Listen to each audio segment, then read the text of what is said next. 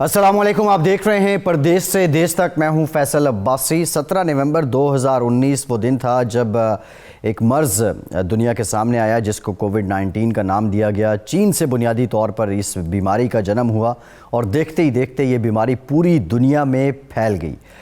और उसके तकरीबन 1-1.5 महीने बाद साल 2020 मैजिकल नंबर वाला ये साल, जिसमें तवक्को की जा रही थी कि दुनिया की जो बड़ी मुआशी ताकतें हैं उनके लिए एक अपॉर्चुनिटी होगी और उनकी मईशत मज़ीद मुस्तहकम और मज़ीद ताकतवर होगी।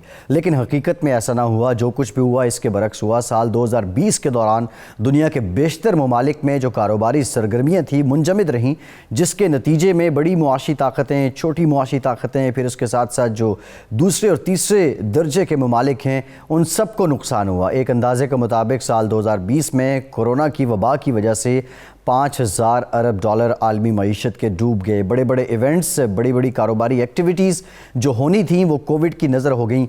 लेकिन कोविड-19 2021 में दुनिया के कुछ ममालिक में ऐसा हुआ कि जब इस नए साल का आगाज़ हुआ तो ख़ासी हद तक वैक्सीन आने के बाद कुछ एक्टिविटीज़ ने दोबारा शुरू हुई और मईशत ने जो सुस्त रवि का और जमूद का शिकार थी उसमें कुछ हलचल पैदा हुई है। कनाडा दुनिया के उन ममालिक में से है जिसने अव्वलीन बुनियादों पे अपने शहरियों को कोविड वैक्सीन लगाने के लिए प्लानिंग की और उसका सिलसिला भी शुरू हुआ। और लेकिन जो कारोबारी अमल है कनाडा में वो उस तरह नहीं अपने मामूल के मुताबिक आ सका जिसकी शायद तवक्को की जा रही थी। लेकिन हैरानकुन तौर पे जनवरी 2020 की निस्बत जनवरी 2021 में कनाडा में रियल इस्टेट सेक्टर में 22.8% इजाफा देखा गया। बुनियादी वजह क्या है इस इजाफे की? और रियल इस्टेट सेक्टर जो है उसमें इस इजाफे को जो मरकज़ी बैंक है कनाडा का, उसके गवर्नर टफ मैकलम भी इस बात की तस्दीक कर रहे हैं। दीगर जो मॉनिटरिंग एजेंसीज़ हैं और बिलखुसूस रियल इस्टेट को जो इदारे मॉनिटर करते हैं वो भी ये बात इसकी तस्दीक कर रहे हैं कि 22.8% इजाफा देखा गया है और इस रुझान में मज़ीद तक़वियत आ रही है। इसी पर आज के प्रोग्राम में बात करेंगे कि आखिर क्या है कि कनाडा में रियल इस्टेट सेक्टर में इस पैमाने पर इजाफा हो रहा है। हमारे साथ प्रोग्राम में मौजूद हैं इमरान गोंदल साहब हैं, रियल इस्टेट एडवाइज़र हैं। बहुत शुक्रिया इमरान साहब आपके वक्त का, आपसे गुफ्तगू करते हैं। डॉक्टर हसन इकबाल साहब हैं, माहिर मईशत हैं।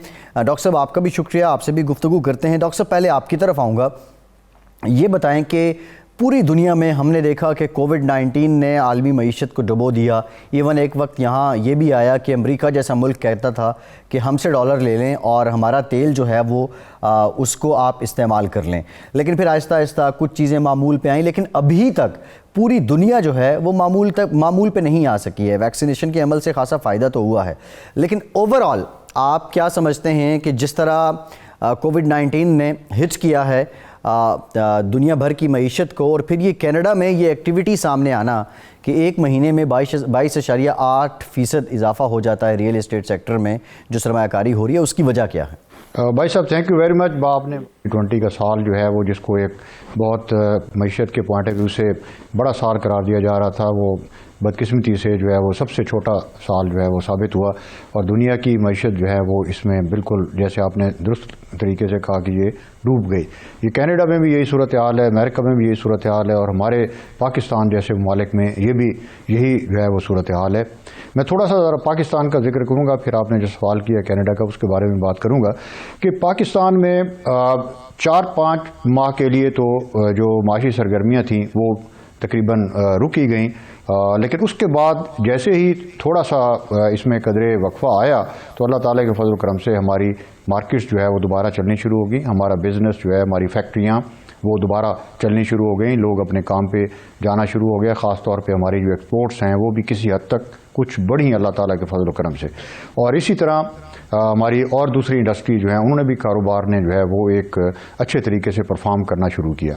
लेकिन उसके साथ साथ यही हैरानकुन बात जो है जो आप कनाडा में महसूस कर रहे हैं वो पाकिस्तान में भी इस तरीके से महसूस की गई है कि ख़ास तौर पर जो रियल इस्टेट है वो एक बड़ा उसको जो है वो बूम मिला है पिछले साल के तकरीबन एंड से जो है वो लेकर पाकिस्तान में। और वो प्लॉट और वो जो रिहायशी और ख़ास तौर पर जो कमर्शल वो स्कीमें और वो प्लॉट्स जो थे उनकी कीमतें एकदम से तकरीबन 50 से 60-70% तक और कहीं 100% तक भी इजाफा जो है वो उसमें देखा गया।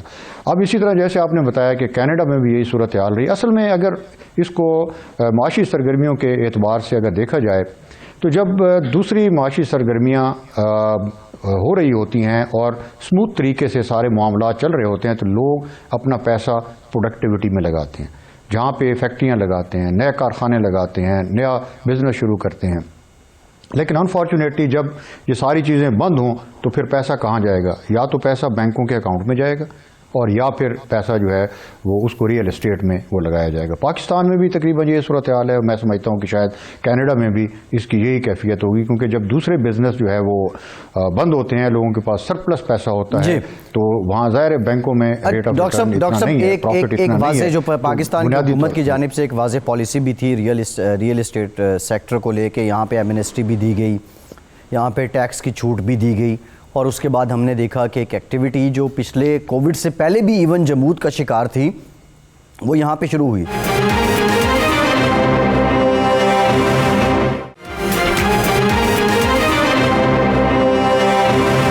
ब्रेक के बाद एक बार फिर से आपको खुशामदीद कहेंगे। इमरान गोंदल साहब से जानते हैं। इमरान साहब, एक तो आप ये बताइए कि कनाडा जैसे मुल्क में जहां बहुत ज़्यादा प्रिकॉशनरी मेजर्स लिए गए, उसके बावजूद भी जो दीगर बिज़नेस हैं वो उस तरह शायद एक्टिविटी उनमें जनरेट ना हो सकी, लेकिन रियल इस्टेट को लेके भी वहाँ की सरकार की कोई ख़ास हिकमत अमली, कोई ख़ास पॉलिसी थी जिसकी वजह से एक महीने में 22.8% इजाफा हुआ सरमायाकारी में।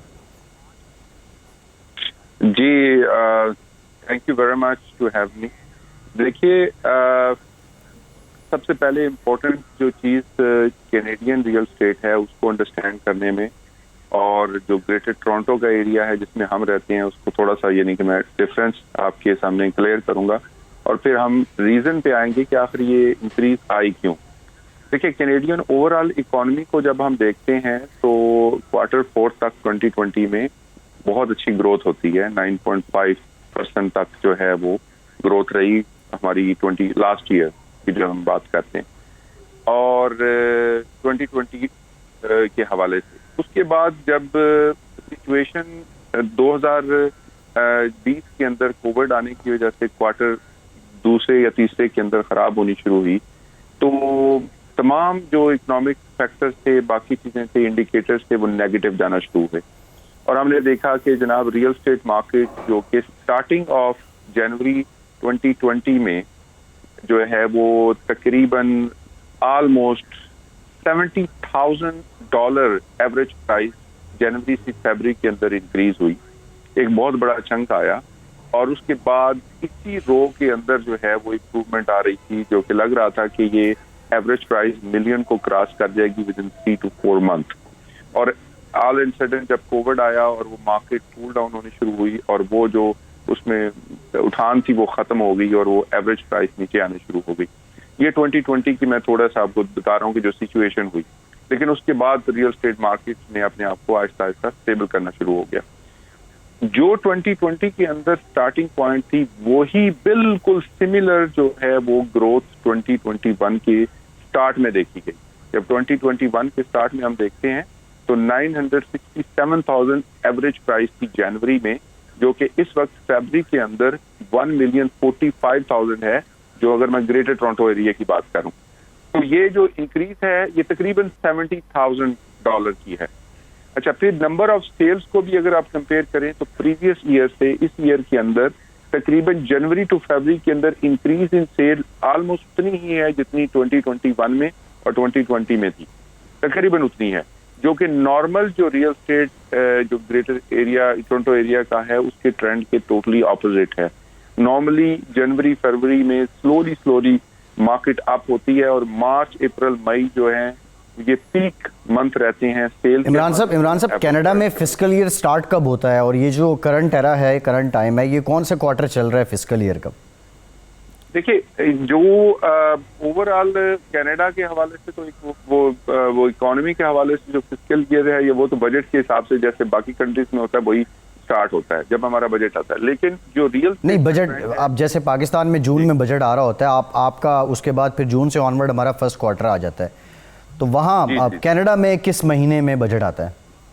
मैं एग्जैक्टली तो नहीं बता सकूंगा, आपके साथ इकोनॉमिस्ट बैठे हुए हैं माहिर, वो इस बारे में ज्यादा रोशनी डालेंगे, लेकिन जो मेरा ख्याल है वो जून के अंदर ही, मिड के अंदर ही जो है बजट अनाउंस होता है। ठीक है, आप जो इन जनरल क्वार्टर की बात कर रहे हैं वो आप कर रहे हैं कि जो हमारा साल है ईसवी साल, उसके अकॉर्डिंग आप कर रहे हैं जनवरी टू दिसंबर, मतलब आप वो कह रहे हैं कि जनवरी से ऑनवर्ड आप इसको फर्स्ट क्वार्टर सेकंड।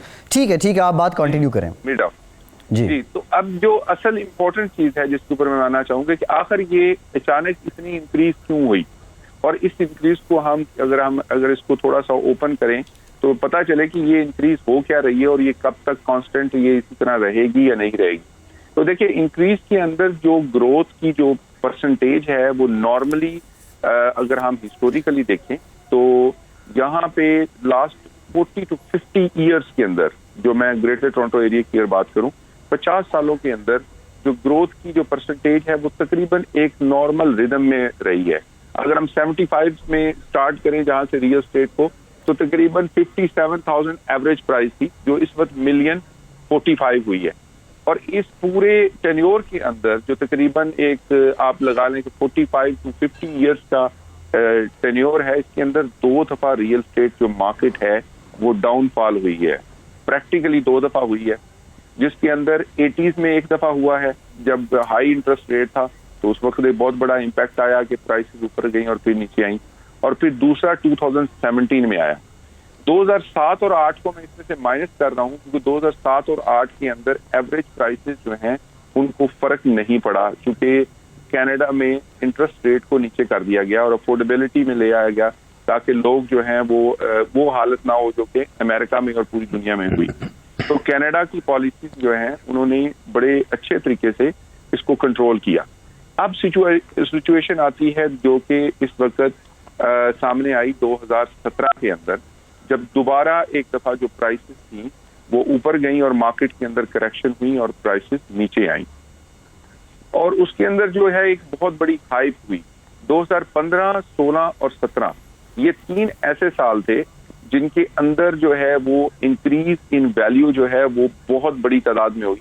यानी कि अगर आप एस्टिमेट लाएं, 2015 के अंदर जो एवरेज प्राइस $622 थी, वो 16 में 729 यानी कि $107,000 हायर हो गई, और 17 के अंदर जब वो स्टार्टिंग हुआ तो एवरेज प्राइस 863 से स्टार्ट हुई, और विद इन 3 महीनों के अंदर $1.5 लाख $150,000 ऊपर चली गई।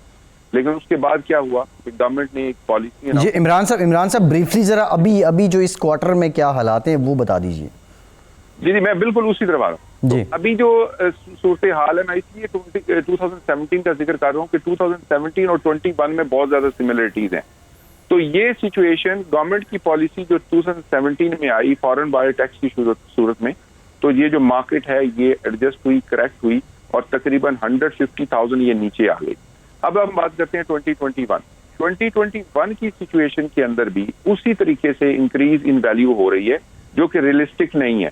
अच्छा, अगर आप कंसीडर करें कि भाई ये जो इंक्रीज हुई है उसको हम किस तरह से अब डिवाइड करते हैं, तो उसमें 3 तरह की इंक्रीजेज आई हैं। जो वैल्यू ऑफ प्राइस है उसके पीछे 3 रीजन हैं।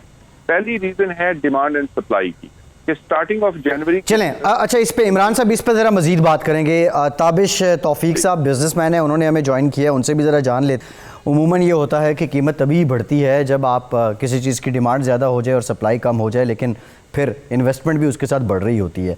ताबिश साहब ये बता दें, जो कनाडा के अंदर रियल इस्टेट सेक्टर में इस वक्त एक भौचाल है, एक जानिब कीमतें बढ़ रही हैं, दूसरी जानिब ये बताएं कि ख़रीदारों की तादाद में कितना इजाफा हुआ है।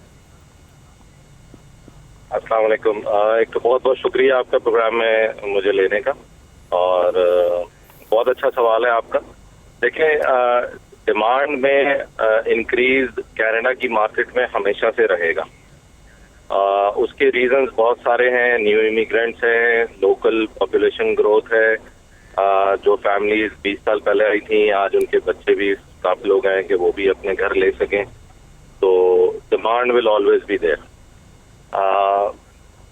अब ये जो आप बात करें ना इंक्रीज इन मार्केट, बहुत अच्छा इमरान साहब बहुत अच्छा बता रहे थे। इसमें मैं थोड़ा सा ऐड करता चलूं कि जो मेरा अपना रियल एस्टेट का भी बहुत अच्छा काम भी है यहाँ पे, और मेरे रेस्टोरेंट बिजनेसेस भी हैं। तो मैंने जो देखा है रियल एस्टेट मार्केट में कनाडा में, जो सबसे अच्छी बात है वो ये है कि जो लोग, सपोज हम अगर बात करें GTA में 4-5 मिलियन घर हैं, अब इन 4-5 मिलियन घरों के जो मालिक हैं पिछले 10 साल से, मिनिमम अगर हम सिर्फ यही देखें 10 साल से, तो उनके घरों की वैल्यूज में 5 से $500,000 मिलियन से लेके $1 मिलियन तक इजाफा हो गया। तो वो पैसा उन लोगों के पास कैपिटल गेन आ गया है, वो बैंक के पास जाते हैं, रीफाइनेंस कराते हैं, या अपना घर बेचते हैं, एक बेच के 4 घर लेते हैं, या रीफाइनेंस करा के 2 घर और ले लेते हैं। तो ऑल दोज बायर्स जो मार्केट में जो पहले रियल एस्टेट स्टेक होल्डर्स पहले से मौजूद है मार्केट में, वो खुद एक बहुत अच्छे पोटेंशियल बायर्स के तौर पे मौजूद हैं, जो कि जिसको सपोर्ट करती है हमारी रेंटल मार्केट। हमारी रेंटल मार्केट बहुत स्ट्रांग है। हमारे यहाँ 2 पोर्शंस में अमूमन घर रेंट आउट हो जाते हैं, बेसमेंट्स और अपर लेवल अलग अलग। तो रेंटल वैल्यू इतनी आ जाती है कि वो उस घर की मॉर्गेज को कैरी करने के लिए बहुत सफिशिएंट होती है, प्लस $1,500 पर मंथ वो आपको बचा के भी दे रहा होता है घर, जिसकी वजह से डिमांड विल ऑलवेज इंक्रीज। जहां दुनिया के तमाम बिजनेसेस ठप होते रहेंगे, कम होते रहेंगे, कोरोना की वजह से जो इम्पैक्ट आया है, बिजनेसेस से पैसा निकल के रियल एस्टेट में इसीलिए आया कि ये एक ऐसी इनकम है जो कि फॉर एग्जाम्पल अगर, ठीक है ताबिश साहब, यही नुकता डॉक्टर हसन इकबाल साहब माहिर मईशत हैं, हमारे साथ थे, वो भी इससे पहले यही बात कर रहे थे कि बाकी जो बिज़नेस हैं वो मुतासर हुए हैं बड़े पैमाने पे, वहाँ पे सरगर्मी कम है, और ये रियल एस्टेट एक इजी सॉर्ट ऑफ इन्वेस्टमेंट होती है, और इस वक्त ये फॉरएवर भी है।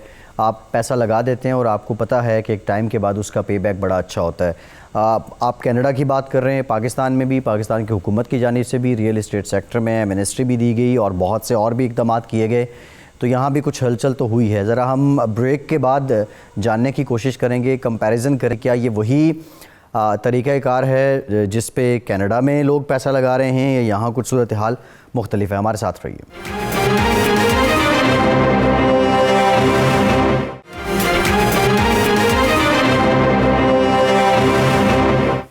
ब्रेक के बाद एक बार फिर से आपको खुशामदीद कहेंगे। डॉक्टर हसन इकबाल साहब, ये मॉर्गेज की पहले बात कर रहे थे कि अगर कोई शख्स जब उसकी प्रॉपर्टी की प्राइस बड़ी है, वो एक मकान बेच के 4 और फाइनेंस करवा लेता है। बाहर की दुनिया में तो आपको पता है तरीक़ाकार ही यही है, मॉर्गेज है, बैंक फाइनेंस करते हैं, इदारे फाइनेंस करते हैं, लेकिन हमारे यहाँ बहुत कम ना होने के बराबर जो मॉर्गेज टू GDP रेशो है वो पाकिस्तान में रही है। अब नया पाकिस्तान हाउसिंग स्कीम जो प्राइम मिनिस्टर ने शुरू की, और यहाँ भी कमर्शियल बैंक्स को भी सब्सिडाइज़ किया गया कि वो 5 मरले और 7 मरले के जो घर हैं उन पे लोगों को फैसिलिटेट करें। हमारे यहाँ एक्टिविटी की एक तो रीज़न क्या है, एक आपको क्या लगता है उसमें बड़ी रीज़न एमनेस्टी थी, और दूसरा ये मॉर्गेज की तरफ पाकिस्तानी कौम, पाकिस्तानी लोग उस तरह इंटरेस्ट शो कर रहे हैं? देखिए, जो मॉर्गेज वाला सिलसिला है वो तो अभी पाकिस्तान में इतना ज़्यादा नहीं है, लेकिन हुकूमत ने जो इक़दाम किए हैं ख़ास तौर पे रियल एस्टेट के लिए, उसका जो है यहाँ पर बड़ा फ़ायदा हुआ है, और ख़ास तौर पे इस इंडस्ट्री को बहुत ज़्यादा इम्पिटस जो है वो मिला है, क्योंकि एमनेस्टी भी है उसमें। फिर उसके बाद गवर्नमेंट इन सारी चीज़ों को इनकरेज भी कर रही है, कोई टैक्सेस में भी गवर्नमेंट ने रियायत दी है।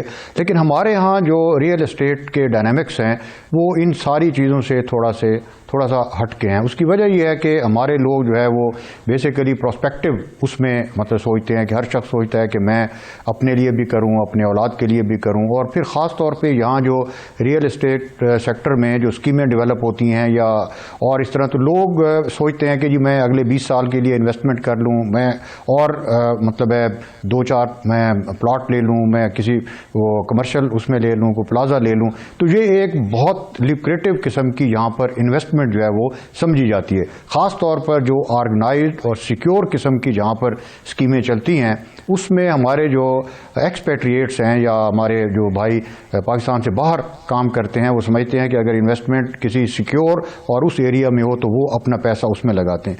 हमारे यहाँ इस वक्त ख़ास तौर पर जो एस्केलेशन हुई है या बेहतरी आई है रियल एस्टेट सेक्टर में, उसमें चूँकि बाहर बिजनेस स्लो हुआ है तो हमारे जो एक्सपेट्रिएट्स हैं भाई, जो बाहर काम करते थे, उनके पास जितना पैसा था वो पैसा पाकिस्तान में लेकर आए। आपने देखा है कि हमारी जो इन्फ्लक्स थी जो है वो भी हर महीने तकरीबन पिछले सालों की निस्बत बेहतर रही है।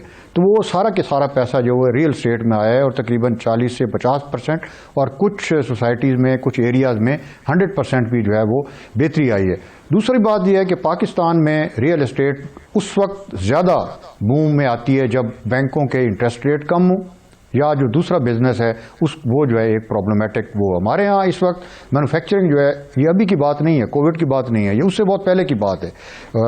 चाइनीज़ फैक्टर है और बहुत सारे फैक्टर्स हैं जिस वजह से मैन्युफैक्चरिंग हमारी जो है वो बड़ी शदीद मुतासिर हुई थी।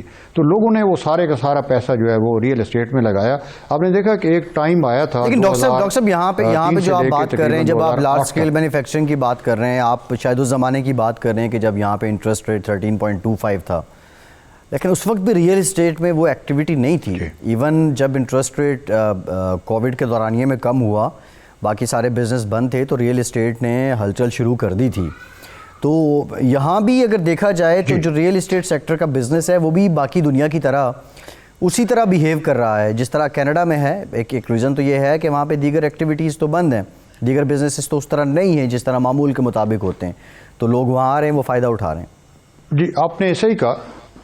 जी, मैं वही एग्जैक्टली यही बात मैं कर रहा हूँ कि एक बड़ा फैक्टर ये भी पाकिस्तान में ये हमेशा से होता है कि जब भी रेट ऑफ इंटरेस्ट बढ़ता है तो फिर लोग रियल इंटरेस्ट से पैसा निकाल के बैंकों में रख देते हैं या वो कारोबार में या उसमें चले जाते हैं। लेकिन जब रेट ऑफ इंटरेस्ट बैंकों का कम होता है तो उस वक्त लोग फिर रियल एस्टेट की तरफ जो है वो चले जाते हैं। आप 2003 से लेकर 2008 तक देख लें, उस वक्त भी यही हुआ था कि इंटरेस्ट रेट जो है वो कम करके 6-7% तक लाया गया। उसके बाद जब जो इंटरेस्ट रेट बढ़ाया गया 13% तक ले जाया गया तो लोगों ने फिर रियल एस्टेट से पैसा निकालना शुरू कर दिया और रियल एस्टेट एक जमूद का शिकार हो गई। इस वक्त भी यही कैफियत है कि जो बैंकों का रेट ऑफ इंटरेस्ट है वो बहुत कम है और रियल एस्टेट में जो है वो लोग। अच्छा, दूसरी बात यह है कि इंफ्रास्ट्रक्चर में बहुत पाकिस्तान में बेहतरी आई है। मसलन मुल्तान लाहौर डिस्टेंसेस बड़े करीब हो गए हैं, लाहौर इस्लामाबाद, और तो वहाँ भी अब जो है ना ऑर्गेनाइज किस्म की सोसाइटीज़ बनना शुरू हो गई हैं और रियल एस्टेट का बिजनेस ख़ास तौर पे बड़े शहरों से निकल के अब इवन छोटे शहरों में जो है ना वो चला गया है। और वहाँ पर जो सोसाइटीज़ की डेवलपमेंट है, जो स्टैंडर्ड ऑफ लिविंग है वो बेहतर हुआ है। लोग अब अपने घर जो है वो ज़रा बेहतर तरीके से ऑर्गेनाइज तरीके से बनाने शुरू हो गए हैं। तो उससे ब्रिक एंड मॉर्टर में जो पैसा पहले कम लगता था, लोग किसी बच्चे की शादी करते थे तो एक कमरा बना के तो समझते थे कि हमने उसको घर बना के दे दिया। अब ऐसा नहीं है। अब लोग एक समझते हैं कि प्रॉपर घर होना चाहिए, टीवी लाउंज होना चाहिए, इस तरह एडिशनल फैसिलिटीज़ होनी चाहिए, बाथरूम होने चाहिए, ऑर्गेनाइज एक जो घरों का जो कॉन्सेप्ट है ना वो अब हर जगह छोटी जगहों पर भी आ गया। तो इस तरह मतलब है मैं समझता हूँ कि ये, और फिर ये जो इकोनॉमिक डेवलपमेंट जनरली हुई है ख़ास तौर पर एग्रेरियन सोसाइटी में, हमारी रूरल एरियाज़ में, उससे भी जो है ना इस सेक्टर में और मजीद जो है इन्वेस्टमेंट आनी शुरू हुई है। जी ठीक, डॉक्टर साहब आपका पॉइंट आ गया। इमरान गोंदल साहब, पाकिस्तान में एक ख़ास और भी कल्चर है कि रिटर्न ऑन इन्वेस्टमेंट जो है वो मुख्तलिफ़ जगहों को लेके वो कैलकुलेट किया जाता है मुख्तलिफ़ टर्म्स एंड कंडीशंस पे। अभी जो एक्टिविटी आपके यहाँ कनाडा में बढ़ रही है उस पर रिटर्न ऑन इन्वेस्टमेंट उसको कैसे कैलकुलेट किया जाता है और जो बायर है या जो सेलर है उसके लिए क्या उसमें चार्म है? देखिए, जो रिटर्न ऑन इन्वेस्टमेंट है यहाँ पे अगर हम कमर्शियल सेक्टर में देखें रियल एस्टेट के, तो वो ना होने के बराबर है, बहुत कम है। और ROI इतनी अच्छी नहीं है जितनी स्टेट में, US में हमारे बॉर्डर क्रॉस बॉर्डर है।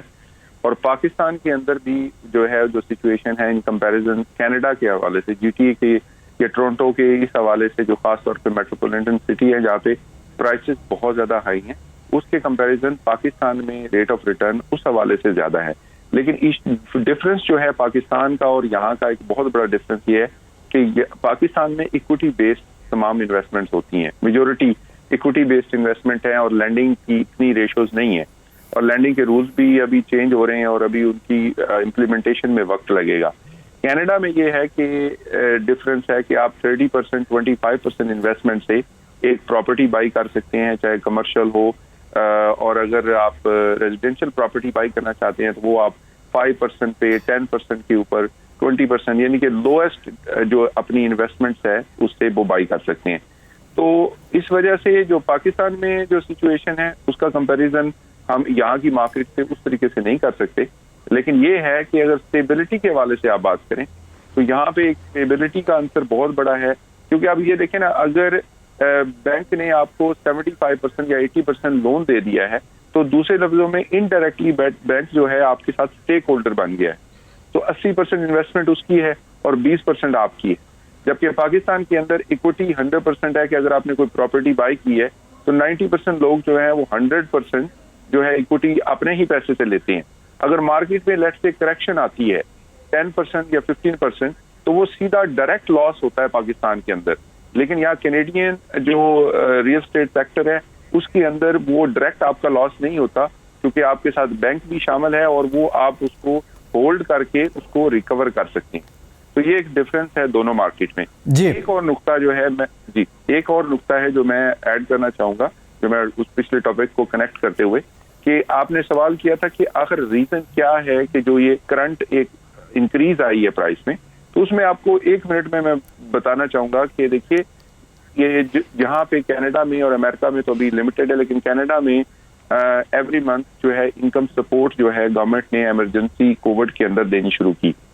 उसके साथ जो कॉरपोरेशन थी, बिजनेसेस थे, उनको गवर्नमेंट ने तकरीबन 40,000 पहले ऐलान किया, फिर उसके बाद 20,000 उसको इंक्रीज किया, फिर 20,000 की ग्रांट का भी ऐलान किया। तकरीबन $80,000 के फंड जो है एक कॉरपोरेशन को अवेलेबल थे बाय द मींस ऑफ जो गवर्नमेंट रिसोर्सेज थे। तो इसमें बेशुमार लोग ऐसे थे जिनकी जो बिजनेसेस कम हो गए या स्लो हो गए, उनको काफी ज्यादा फंड अवेलेबल हो गया। और ये पर मंथ था, ये पर मंथ था। आप ये कह रहे हैं कि कॉरपोरेशन को $80,000 पर मंथ मिल सकते थे या मिल रहे हैं? ये वन टाइम था। अच्छा। जो पर मंथ था वो तकरीबन शुरू में $2,000 एक बंदे को दिया गया। जो बंदा घर में बैठा है वो काम नहीं कर सकता कोविड की वजह से, अगर स्टूडेंट है उसको भी मिल रहा है। जो भी काम नहीं कर सकता, ये थोड़े पैसे कमाता था, $5,000 या उससे ज्यादा कमाया है उसने प्रीवियसली, तो उसको $2,000 घर में बैठ के मिल रहा था। तो अब ये फैमिली के अंदर 4-5 लोग अगर मौजूद हैं तो आपको तकरीबन 8-10 हज़ार की इनकम जो है वो जनरेट हो जाती है। तो ये बेशुमार इतने ज्यादा तादाद में लोग थे जिन्होंने ये पैसे जिनको मिले और उन्होंने वो पैसे इकट्ठे किए, सेव किए। अब ये जो जितने लोग थे इनके पास एक आर्टिफिशियल पावर ऑफ परचेज आ गई, और ये आर्टिफिशियल पावर ऑफ परचेज में ये जो पैसा है कहाँ गया? ये रियल एस्टेट में आया, क्योंकि that is the only investment. Businesses तो डेड नहीं, अगर इमरान साहब आपकी बात के आप जिस तरह कह रहे हैं कि आर्टिफिशियल परचेजिंग पावर बढ़ी है लोगों की, तो कल को जब हालात नॉर्मल होंगे तो ये फिर डिफॉल्टर हो जाएंगे अगर इनको अपना काम करके पैसे ये देने पड़े मॉर्गेज करके। देखिए डिफॉल्टर इसमें आपकी नुक्ते में बहुत बड़ा वजन इस हवाले से है कि अगर 2 साल के बाद इन्होंने 80,000 देना है, अगर रियल एस्टेट मार्केट इसी ट्रेंड से चलती रही तो उनको 1-1.5 साल में तो 80,000 का प्रॉफिट हो जाएगा कैपिटल गेन की सूरत के अंदर। लेकिन ऐसा होता नजर नहीं आता, क्योंकि ये जो मार्केट के अंदर इस वक्त आपको फ्लक्चुएशन नजर आ रही है, इंक्रीज आ रही है, ये टेम्परेरी है। और ये है लो इंटरेस्ट रेट की वजह से, एक आर्टिफिशियल पावर ऑफ परचेज की वजह से, एक जो है वो जी ठीक है इमरान साहब आपका पॉइंट मुझे समझ आ गया है। ताबिश साहब खासी देर से होल्ड पे हैं। ताबिश साहब एक ब्रेक लेते हैं और ब्रेक के बाद डायरेक्टली आपके पास आएंगे हमारे साथ।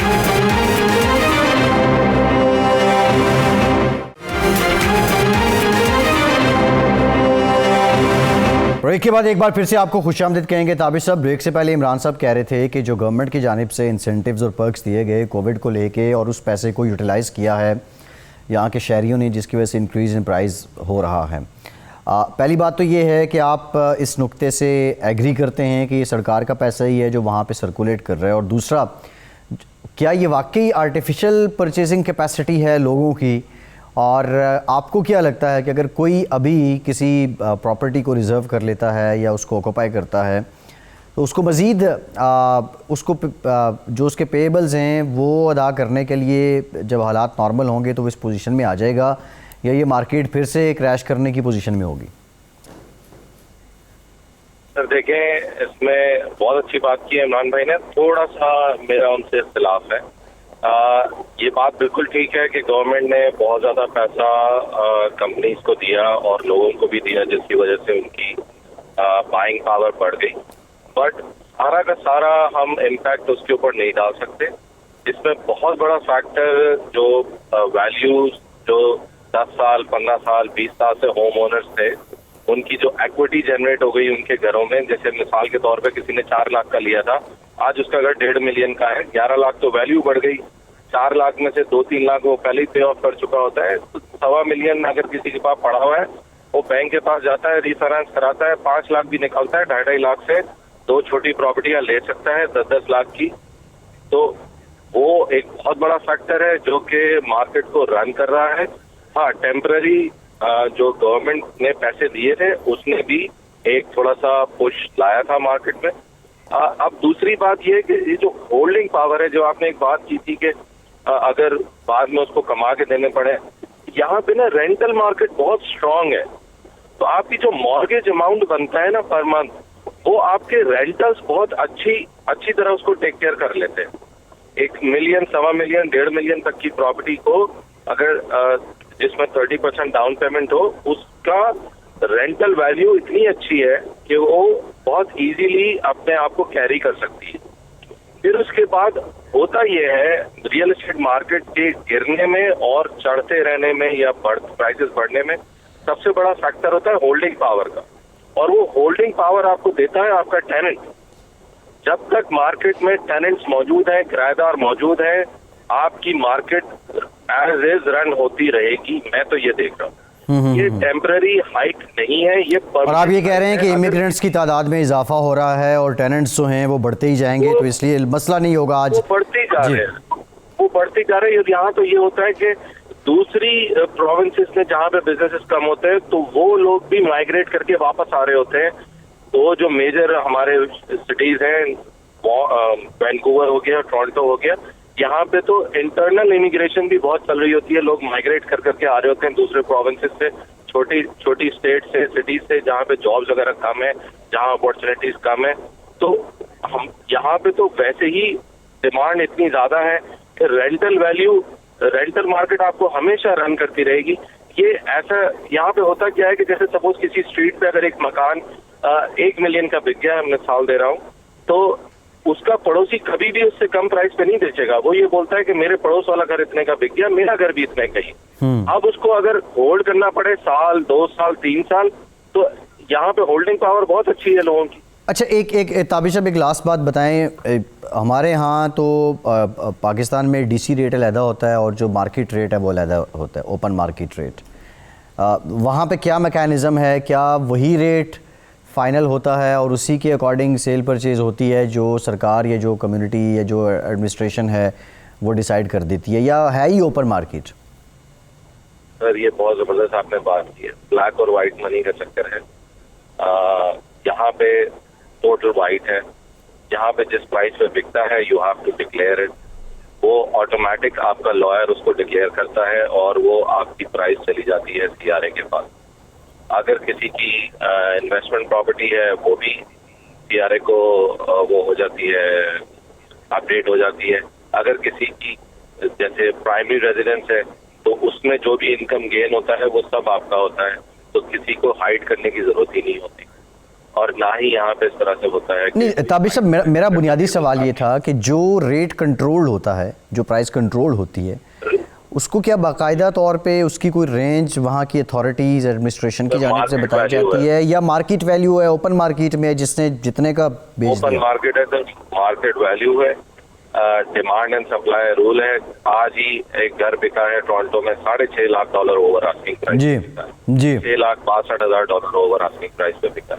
ठीक है, ये डिमांड एंड सप्लाई की बात है। किसी को अगर वो उस एरिया में उसको वो घर पसंद है, वो चाहता है कि उसके बच्चे उस एरिया के स्कूल में जाए, ही इज विलिंग टू पे। ठीक है ताबिश साहब, आपका पॉइंट ऑफ व्यू आ गया। डॉक्टर साहब, ये जो डॉक्यूमेंटेड इकोनॉमी की बात कर रहे थे और ब्लैक एंड वाइट की बात कर रहे थे, हमारे यहाँ अब जो मौजूदा सरकार है इसने बड़ी कोशिश की रिफॉर्म्स लाने की, और फिर ये हुआ कि उसकी वजह से जो दीगर मसाइल हैं उनमें इजाफा भी हुआ, पाकिस्तान में महंगाई भी बढ़ी। लेकिन ये कोई जस्टिफाइड नहीं है कि आप रिफ़ॉर्म ना करें, और महंगाई बढ़ रही है तो आप रिफ़ॉर्म ना करें, ये अच्छा इनिशिएटिव।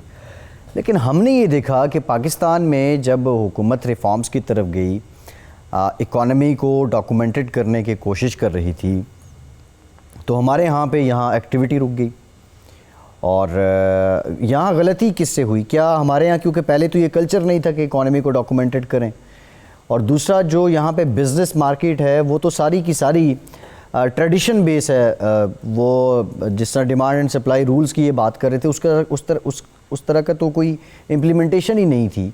तो अब जो थोड़ी सी डॉक्यूमेंटेशन, थोड़ा सा पुराना तरीका, एक दरमियान का रास्ता निकला है, आप समझते हैं ये कारगर है? और ये रास्ता भी कब तक फाल रह सकता है? भाई साहब, ये बड़ा ज़बरदस्त सवाल है और बड़ा एक चैलेंज भी है हुकूमत के लिए भी, हम सब के लिए भी, इकॉनमी के लिए भी। इसलिए कि जब तक इकॉनमी डॉक्यूमेंट नहीं होगी तो इकॉनमी जो क्रेडिबल भी नहीं होगी। अब अनफॉर्चुनेटली पाकिस्तान में आपको पता है कि एक पैरेलल जो है ब्लैक इकॉनमी जिसको हम कहते हैं, वो almost more than half of that जो है वो पैरेलल ब्लैक इकॉनमी चलती है, और ऑलमोस्ट आधी से कम जो है वो डॉक्यूमेंटेड होती है। उसमें सबसे बड़ा जो मसला है वो तो टैक्सेशन के इश्यूज हैं, और टैक्सेशन डॉक्टर साहब हाई हैं यहाँ पर। विद ड्यू रिस्पेक्ट मैं आपसे डिसएग्री करूँगा। जो ब्लैक इकॉनमी है, आप अनडॉक्यूमेंटेड इकॉनमी को ब्लैक इकॉनमी नहीं कह सकते। That can be grey economy, लेकिन ब्लैक के तो मीन्स ही और होते हैं ना, जो आप पैसा कमा रहे हो। आप उसको ग्रे कह सकें। हाँ, आप अनडॉक्यूमेंटेड, क्योंकि यहाँ पे यही मसला हुआ। मैं आपसे डॉक्टर साहब ये गुजारिश करना चाह रहा हूँ, पाकिस्तान में मसला यही हुआ कि जो एक यहाँ ढाबे वाला है, छोटी दुकान वाला है, जो टैक्स फाइलर नहीं था या जिसकी इकोनॉमी डॉक्यूमेंटेड नहीं थी, उसको जब ये कहा गया कि ये भी ब्लैक इकोनॉमी में है, तो वो लोगों ने अपने ऊपर ले लिया, अच्छा जी ऐसी भी चोर हैं। तो कहने का मकसद ये है कि ये हुकूमत को भी खासा टाइम लगा ये पब्लिक को कन्वे करने में कि ब्लैक इकोनॉमी नहीं है, बल्कि अनडॉक्यूमेंटेड इकोनॉमी को वो ब्लैक इकोनॉमी कह रहे थे। खैर, आप बात कर रहे थे, बात कंटिन्यू करें। आप उसको अनडॉक्यूमेंटेड भी कह सकते हैं, लेकिन बहरहाल इकोनॉमिक्स की टर्म्स में हम जो इकोनॉमी वाइट नहीं होती या डॉक्यूमेंटेड नहीं होती उसको दूसरी साइड पर ही लिया जाता है। आप उसको अनडॉक्यूमेंटेड कह लें, सर उर्दू में काला धन कहते हैं ना, फिर मसला ये आ जाता है। बहरहाल अब वो है तो इसी तरह ही, अगर आप उसकी ट्रू ट्रांसलेशन करेंगे तो वो नेचुरली इसी तरह ही होगा। लेकिन बहरहाल अर्ज ये है कि जो इकॉनमी किसी हिसाब किताब में नहीं आएगी या जो सिलसिला उसमें नहीं आएगा, ज़ाहिर है वो किसी फिर टैक्सेशन के प्रोसेस में नहीं आएगी, उसके लिए कोई रिटर्न गवर्नमेंट को नहीं जाएगी, वो किसी डॉक्यूमेंट में वो नहीं आएगी, तो फिर ज़ाहिर है उसका जो इम्पैक्ट है जो इकनॉमिक डेवलपमेंट में आना चाहिए वो फिर जो है वो नहीं आएगा। अब ये नहीं है कि जो ढाबे वाला है या दूसरा है वो को टैक्स नहीं दे रहे, टैक्स तो वो कुछ ना कुछ देते हैं। मसलन कोई चीज़ खरीदेंगे उन चीज़ों पर भी टैक्स होता है, कोई सिगरेट लेगा, कुछ और चीज़ लेगा, वो खाने पीने की चीज़ लेगा, तो नेचुरली उसके ऊपर कुछ ना कुछ टैक्स तो है ना। मोबाइल यूज़ करेंगे, कार्ड डालेंगे, उस पर भी टैक्स है, लेकिन सिर्फ ये है कि वो रिटर्न नहीं देते। ठीक है, ब्रीफ कमेंट कीजिएगा। तो गवर्नमेंट का जो है ना यही उसमें है, गवर्नमेंट का यही वो है कि गवर्नमेंट को चाहिए कि ऐसा कोई सिस्टम सिंपल सादा सा वो करें कि जिस शख्स को वो आता है रेंज में टैक्स में, वो सिंपल तरीके से एक फार्म के ऊपर अपना वो जमा कराए, और कल खुदा न खास्ता किसी कारोबार में उसको नुकसान भी हो जाए तो फिर गवर्नमेंट उसको तस्लीम करे। इमरान साहब ब्रीफली 2-3 पॉइंट्स बता दें, क्या रीज़न है, क्या प्लस हैं, क्या माइनस हैं। जो कनाडा में मुकीम पाकिस्तानी हैं वो पाकिस्तान में यहाँ भी रियल इस्टेट जो सेक्टर है उसमें एक्टिविटी है, अच्छा बिजनेस हो रहा है। यहाँ पे वो 2-3 पॉइंट बता दें कि जिनकी वजह से वो यहाँ इन्वेस्ट करना पसंद करते हैं, और वो भी बता दें कि जिनकी वजह से पसंद नहीं करते। देखिए, जो पाकिस्तान की बात कर रहे हैं, जो कनाडा में मुकीम पाकिस्तानी हैं, हाँ जी, वो पाकिस्तान में इन्वेस्ट करना पसंद करते हैं या नहीं करते? जी जी जी। अच्छा, देखिए ब्रीफ कमेंट कीजिएगा, ब्रीफ कमेंट, टाइम कम है। जी, पाकिस्तान के साथ जो है वो मेरा पर्सनल ख्याल ये है कि जहाँ पे हम जो मिलते हैं लोगों से, क्लाइंट से, तो हर बंदे की ख्वाहिश है कि पाकिस्तान में इन्वेस्टमेंट की जाए, इसमें तो कोई डाउट नहीं है। सिर्फ और सिर्फ लोग घबराते हैं कि वहाँ पे ऑर्गेनाइज्ड रियल एस्टेट नहीं है, कोई। जी बिल्कुल ठीक है, बिल्कुल ठीक है, ऑर्गेनाइज्ड रियल एस्टेट नहीं है। ताबिश साहब आपका कमेंट इसी पे, ब्रीफ कमेंट। सर सेम बात है, ऑर्गेनाइज नहीं है। जो डर है वो यही रहता है कि एक दूसरी बात ये है कि सबसे ज्यादा जो आपने शुरू में एक बात की थी कि 100% पेमेंट इन कैश करनी होती है या एडवांस, वेयर हमारी आदत थोड़ी यहाँ पे खराब हो जाती है, 10%, 20%, 30%। जी बिल्कुल ठीक है, बिल्कुल ठीक है। ताबिश तौफीक साहब, इमरान गोंद, डॉक्टर हसन इकबाल साहब, बहुत शुक्रिया आपके वक्त का आज के प्रोग्राम से इतने।